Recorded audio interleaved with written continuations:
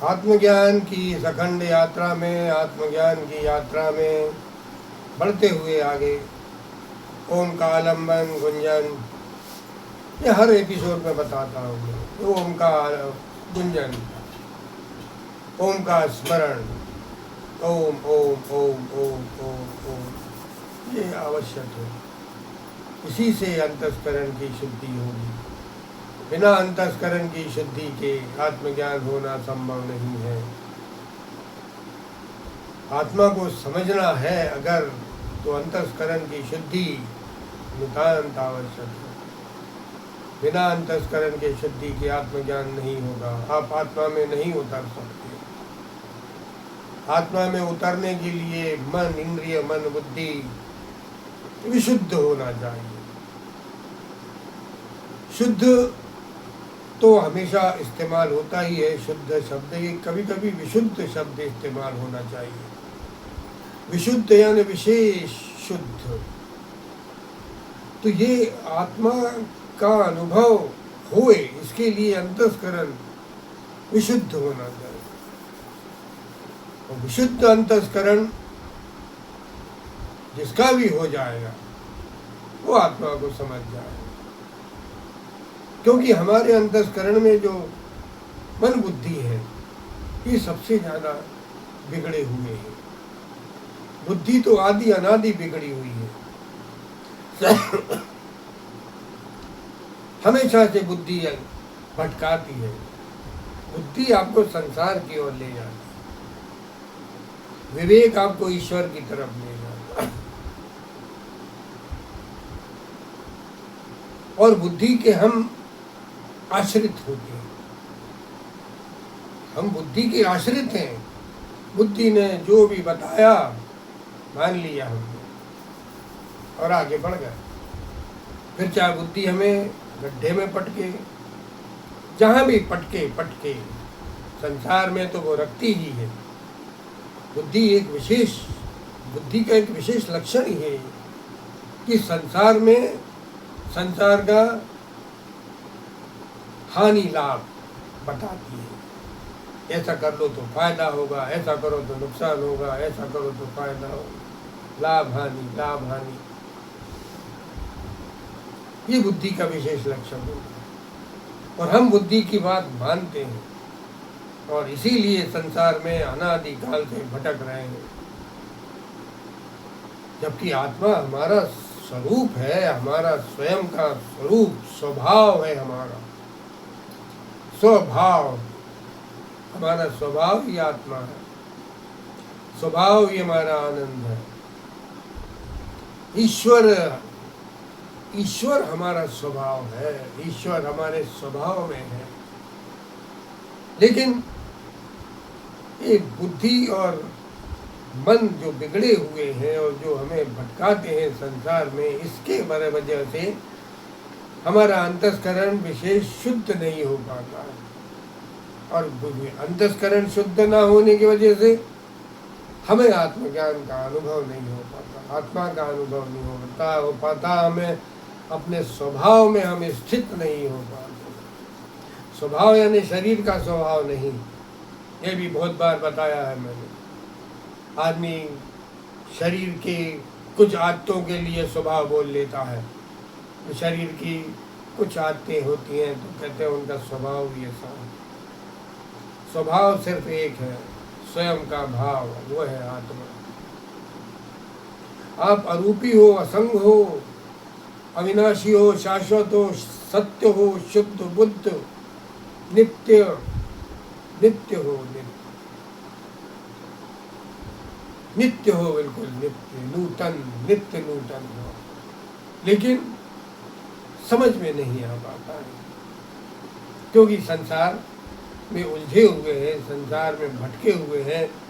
संसार की वासनाएं, संसार की विकृतियाँ, ये सब में हम उलझे हुए हैं। हमारी इच्छाएं अनंत इच्छाएं हैं हमारी। और आत्मा को उपलब्ध अगर होना है, स्वयं प्रकाश जो है, स्वयं प्रकाश जो है, उसको अगर उपलब्ध होना है तो अंतस्करण विशेष शुद्ध होना चाहिए। बिना इस विशेष शुद्धि के आत्मा का अनुभव नहीं हो सकता। कई लोग बताते हैं आत्मा के बारे में कि आत्मा अभी मिल जाएगी, इस क्षण मिल जाएगी, मैं ले चलता हूँ, मैं मिलवाता हूँ, अभी आंखें बंद करो, अभी आत्मा में बैठो, अभी ईश्वर में बैठो। ये सब अर्थ नहीं रखता है, सब मायने नहीं रखती ये बातें, क्योंकि आत्मा का अनुभव इतना भी सहज नहीं होता है कि लोग बाग ये कह दें ऐसा कि लो अभी के अभी आत्मा में बैठो, अभी के अभी आत्मा, अभी के अभी तुम अपने आप को आत्मा महसूस करोगे। ऐसा नहीं कर सकते आत्मा में। उसके लिए विधान है, उसका विधान है, साधना है, नाम जप है, नाम स्मरण है, साधन है, साधनाएं हैं। परम ज्योत है साहब, वो परम ज्योत है, आत्म ज्योत है। आत्म ज्योत इतने आसानी से, जबकि आप हो निरंतर उसके संग हो, आप आत्मा के निरंतर संग हो। क्योंकि जो आप देखते हो, जो भी दिखता है आपको इस संसार में, जो भी कुछ दिख रहा है वो उस आत्म ज्योत से ही देख रहे हो। मतलब आप कितने नजदीक हो उस आत्म ज्योत के, ये भी आपको अनुभव नहीं हो पाया। इतने नजदीक हो आप उस आत्मा ज्योत के, क्योंकि जो भी कुछ दिख रहा है आपको, जो भी कुछ देखते हो आप, वो उस आत्म ज्योत से ही देख रहे हो। बिना आत्मा ज्योत के आप कुछ भी नहीं देख सकते। आपको लगता है आप आंखों से देखते हो, आंखों से कोई नहीं देख सकता। कई जगह जिनकी आंखें नहीं होती, बेचारे अंधे लोग होते हैं, अंधे लोग होते हैं कि नहीं? अगर आंखों से दिखना होता तो उनको भी दिखता, लेकिन आत्मा की ज्योति जो है वो उनके आंखों में नहीं रह पाती, नहीं किसी वजह से। उसके अलग अलग रीजन हो सकते हैं, लेकिन जो भी स्पर्श, अंधा है, आंखें नहीं है, लेकिन वो स्पर्श दृष्टि है उसके पास,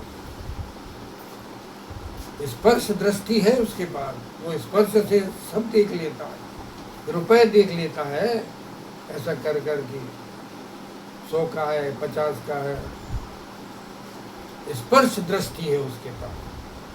मगर वो स्पर्श दृष्टि भी है उस आत्मा की सत्ता, आत्मा की सत्ता के बिना स्पर्श दृष्टि भी नहीं उसकी।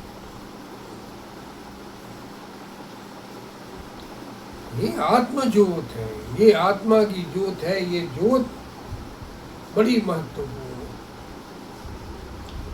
ये आपको सब कुछ महसूस होता है इससे। आप आंखें बंद भी रख लो अपनी तो भी आपको सब महसूस होगा। आपके शरीर पे कुछ भी रेंगेगा, कुछ भी रेंगेगा अगर, तो आपको बराबर अनुभव में आ जाएगा। ये उस आत्म सत्ता की वजह से। वरना इतना बड़ा शरीर है आपका, मोटा है, तगड़ा है, लंबा है, ऊंचा पूरा है, इतना सा जीव अगर रेंगने लग जाए अंगूठे पर, आपको महसूस नहीं होना चाहिए भाई। इतना बड़ा शरीर है, वो जीव कितना सा है, लेकिन उसके बाद भी वो जीव रेंग रहा है, ये आपको महसूस हो जाता है। स्थान तक पता हो जाता है कि इस जगह पर रेंग रहा है। ये सारा खेल इस आत्म सत्ता का है, आत्म सत्ता। इसी आत्म सत्ता की वजह से आपको महसूस हो पाता है कि वो जीव रेंग रहा है हमारे शरीर पर। सिर में जरा सा जीव रेंग जाए अगर, बेचैनी होने लगती है जब तक उसको निकाल ना लो। ये सब उस आत्म सत्ता की वजह है। आप नजदीक से नजदीक हो उस आत्मा सत्ता की, बहुत नज़दीक हो आप, लेकिन वो अनुभव में नहीं आती, क्योंकि आप जब भी अनुभव में लाने की सोचते हो शरीर अनुभव में आ जाता है। शरीर अनुभव में आ जाता है, आत्मा सत्ता अलग रहेगा। और ये आत्मसत्ता अद्भुत है, अद्भुत है आत्मसत्ता। इसी आत्मसत्ता की वजह से आप जीवन यापन हो रहा है।